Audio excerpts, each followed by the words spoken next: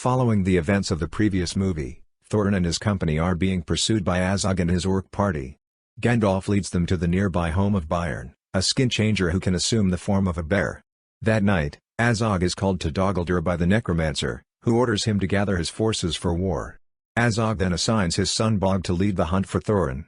The next day, Byrne leads the company to where Gandalf discovers black speech imprinted on an old ruin. This coincides with a telepathic message from Galadriel urging him to investigate the tombs of the Notsil. He warns the company to remain on the path and leaves them. Upon entering the forest, they lose their way and are ensnared by giant spiders. Bilbo then sets about freeing the dwarves with the help of his recently acquired invisibility ring. He subsequently drops the ring and first begins to understand its dark influence after he brutally kills a creature to retrieve it. The remaining spiders are fended off by the Wood Elves led by Tauriel and Legolas. They also capture the dwarves and bring Thorin before their king Thranduil. Thorin confronts the Elven King about his neglect of the dwarves of Erebor following Smaug's attack 170 years earlier and is consequently imprisoned with the other dwarfs. Bilbo, having avoided capture, arranges an escape using empty wine barrels that are sent downstream while being pursued by the Wood Elves.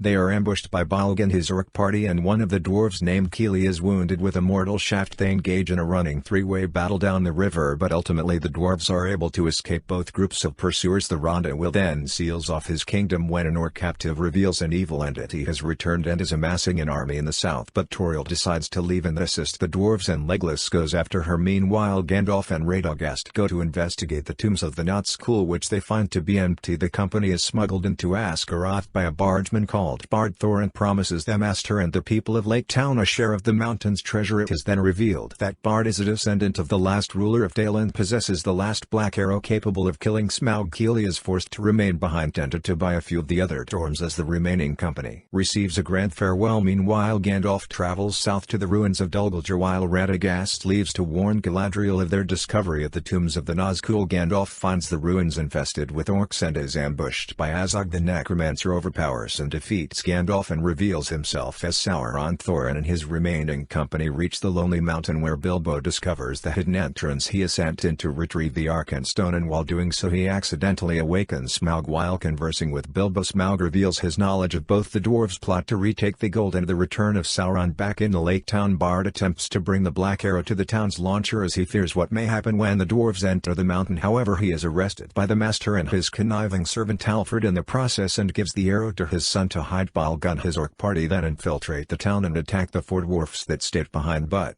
are quickly dispatched following the arrival of Tauriel and Legolas. Tauriel then tends to Keely. While Keely is recovering, he openly admires Tauriel's beauty and wonders if she loves him. Legolas leaves in pursuit of Bolg. Meanwhile, Gandalf watches helplessly as Azog and an orc army march from Dol Guldur towards the Lonely Mountain. Back inside the mountain during a long chase, Bilbo and the dwarves rekindle the mountain's forge using Smaug's flames to create and melt a large golden statue, hoping to bury Smaug. They manage to stay alive in the molten gold, but as Bilbo follows Smaug in horror and despair, he rises from the gold, stumbles out of the mountain, and proceeds to destroy